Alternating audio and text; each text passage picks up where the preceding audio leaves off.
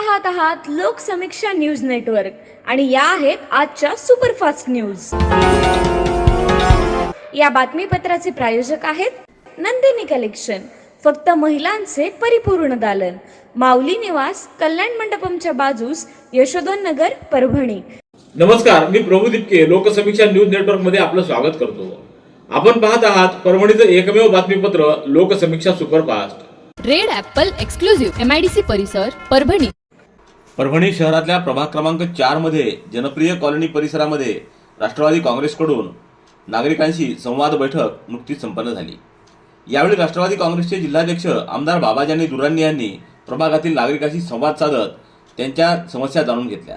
त्याचबरोबर या समस्याचं निराकरण करण्याचं आश्वासन देखील यावेळी आमदार राजेश विटेकर यांनी दिलं। या संवाद बैठकीला पक्षाचे गटनेते विजय जामकर, प्रभाग क्रमांक 4 चे पॅनल प्रमुख अक्षय देशमुख, NI काळे, सुरेश काळे, क्रांती खरात, सिंधू पवार व जनप्रिय कॉलनी येथील मतदार मोठ्या संख्येने उपस्थित होते। दिव्यांग बांधवांना सोबत घेऊन समाजानं वाटचाल केल्यास आपला समाज पर्यायानं देशाचा विकास होईल।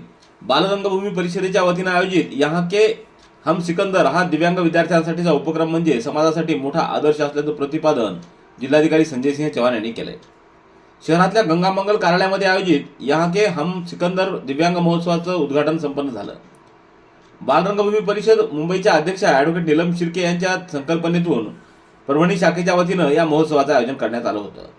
उद्घाटक म्हणून जिल्हाधिकारी संजय सिंह चव्हाण हे उपस्थित होते। तर यावेळी ज्येष्ठ नाट्यकर्मी विजय करभाजन, डॉक्टर राजाराम झोडगे, बंडू नाना सराफ, अरुण टाक, रवी कातनेश्वरकर, आबा ढोले, नितीन लोहट, अर्चना चिकसे, संजय पांडे, प्रमोद बल्लाळ, उपेंद्र दुधगावकर, त्र्यंबक ओडसकर आदींची उपस्थिती होती।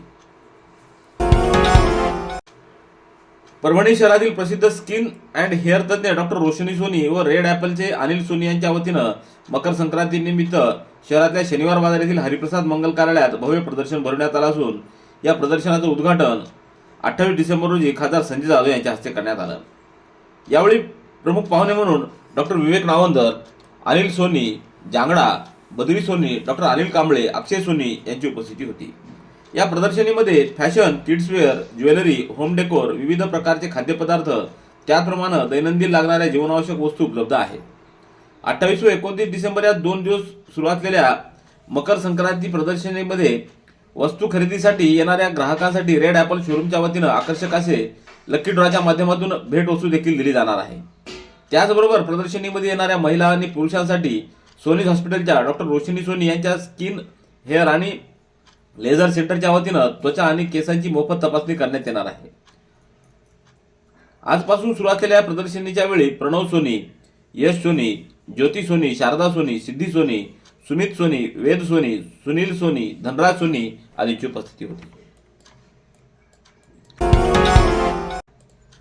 परभणी जिल्ह्यातल्या वडगाव सुक्रे येथील रहिवासी किशन गुरव, उद्धव गुरव, उषा गुरव या कुटुंबाच्या शेतामधील 2 एकर ऊस जाळून शेतीच्या वादातून त्यांना मारहाण करण्यात आली असून संबंधित व्यक्तींवर गुन्हा नोंद करून न्याय द्यावा अशी मागणी गुरव परिवाराकडून करण्यात येत आहे।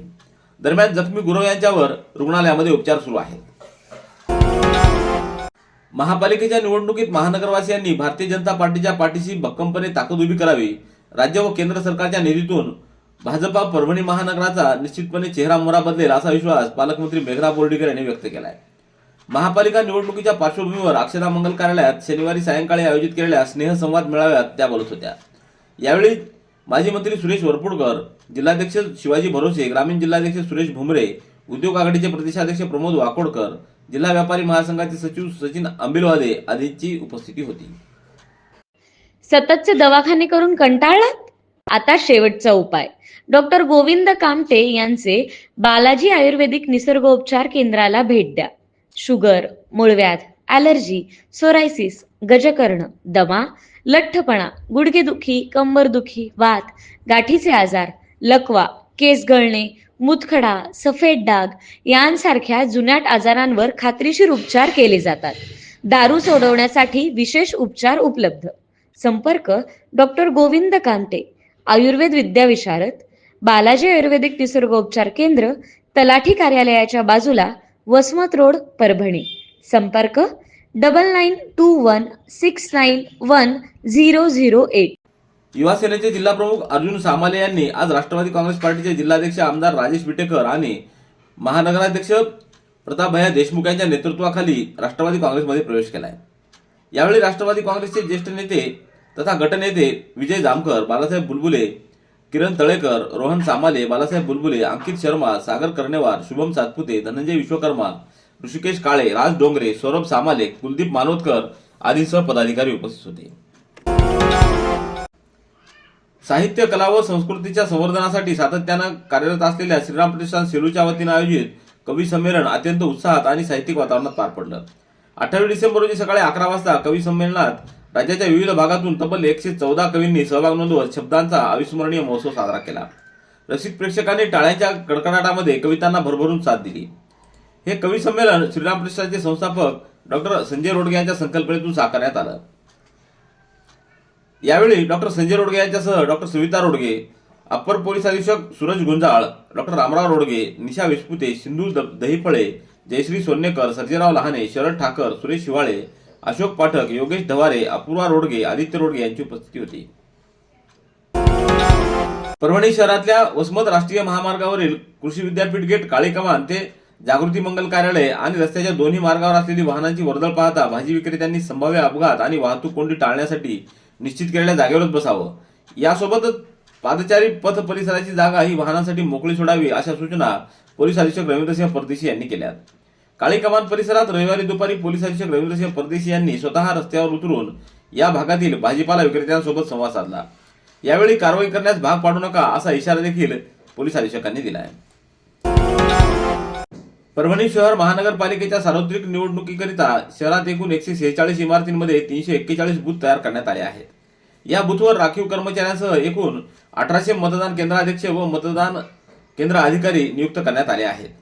तर नियुक्त कर्मचाऱ्यांसाठी 5 जानेवारी रोजी पहिलं तर 10 जानेवारी रोजी दुसरं प्रशिक्षण आयोजित करण्यात आलंय। 5 निवडणूक निर्णय अधिकाऱ्यांच्या प्रभागातील मतदान केंद्रावरील मतदान केंद्राध्यक्ष, मतदान केंद्र यांचे प्रशिक्षणासाठी बी रघुनाथ सभागृह, कल्याण मंडपम आणि वसंतराव नाईक मराठवाडा कृषी विद्यापीठाच्या ऑडिटोरियम हॉल इथं 3 ठिकाणी निश्चित करण्यात आलेले आहेत।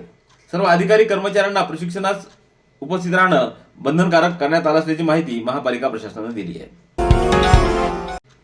ताडकळस पोलीस ठाणे परिसरात शनिवारी रात्री गस्तीवर असताना ताडकळस येथील नाकाबंदी ठिकाणाची पाहणी करताना तसंच पोलीस ठाणे परिसराची पाहणी करताना ताडकळस पोलीस ठाण्याचे ठाणेदार गजानन मोरे हे सहकुटुंब पोलीस वसाहतीत एकटेच राहत असल्याची माहिती मिळताच पोलीस अधीक्षक रवींद्रसिंह परदेशी यांनी ठाणेदार गजानन मोरे यांच्या शासकीय क्वार्टरला भेट देऊन ठाणेदार मोरे यांची सहकुटुंब भेट घेऊन आस्थेवाईकपणे चौकशी केली। तर पोलीस दलाला आपलं कुटुंब समजून त्यांची काळजी घेणारे पोलीस अधीक्षक म्हणून परदेशी यांचा मानवीय चेहरा पुढे आलाय।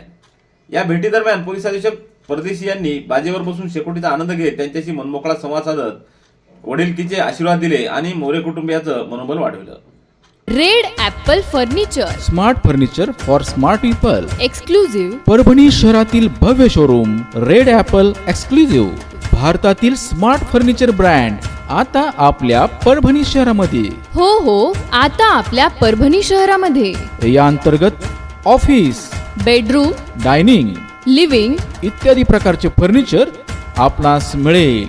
Bedroom set, bed, dressing table, sofa set, कपाट, डायनिंग टेबल टीपॉय आणि स्टील फर्निचर इत्यादी सर्व प्रकारचे फर्निचर तेही आकर्षक किमतीमध्ये उपलब्ध आहे। एक वेळ अवश्य भेट द्या। रेड ॲपल फर्निचर, MIDC परिसर, भारतीय स्टेट बँकेच्या जवळ, परभणी। जिंतूरच्या ज्ञानोपासक महाविद्यालयाच्या राष्ट्रीय सेवा योजनेच्या एनोली इथं सुरू असलेल्या वार्षिक विशेष शिबिरामध्ये गोदावरी मुंडे यांच्या गायनानं विद्यार्थ्यांना अक्षरशः भुरळ घातली। एनोली इथं 23 ते 29 डिसेंबर या कालावधीत ज्ञानोपासक महाविद्यालयातील राष्ट्रीय सेवा योजनेचं वार्षिक विशेष शिबिर होत आहे। या शिबिरामध्ये 25 डिसेंबर रोजी संध्याकाळी प्रख्यात गायिका गोदावरी मुंडे यांच्या संगीत भजनाचा कार्यक्रम पार पडला। या कार्यक्रमात गोदावरीताईंनी आपल्या मंजूळ आवाजामध्ये अभंग आणि गवळणी सादर करून रसिकांना मंत्रमुग्ध केलं।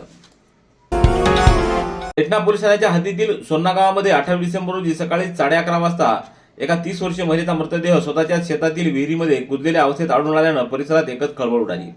आत्महत्या की घातपात याबाबत गावामध्ये उलटसुलट चर्चा असून दैठणा पोलीस याबाबतचा अधिक तपास करत आहेत। सोन्ना येथील सुगंधा सुदर्शन गब्बे ही महिला 25 डिसेंबर रोजी सकाळी 6 वाजल्यापासून बेपत्ता झाली होती। मयत महिलेच्या पतीच्या फिर्यादीवरून दैठणा पोलिसात बेपत्ता असल्याची तक्रार देखील दाखल करण्यात आली होती। रविवारी सकाळी 11:30च्या सुमाराला सुगंधाईचा मृतदेह स्वतःच्या शेतातील विहिरीत आढळून आल्याची माहिती नातेवाईकांनी पोलिसांना दिली.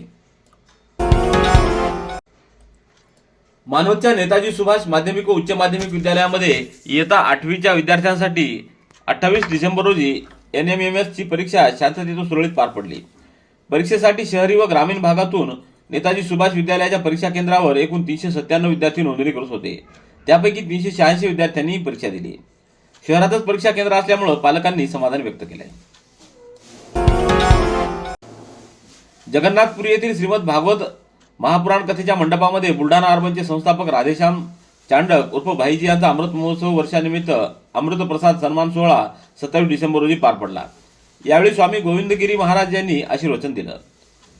यावेळी आयोजक नंदकिशोर झंवर, डॉक्टर विनोद मंत्री, नंदकिशोर बाहेती, कीर्ती व मनीष साकट, कोमल व डॉक्टर सुकेश झंवर, रामेशचंद्र चांडक, शिवनारायण बाहेती, रामवल्लभ बाहेती, कल्पना मंत्री, सुनीता झंवर, कांचन बाहेती, रमा बाहेती, महेश, चेतन, श्याम, संजना, रितू, रिषा आणि बाहेती व चांडक परिवारातील सदस्य उपस्थित होते.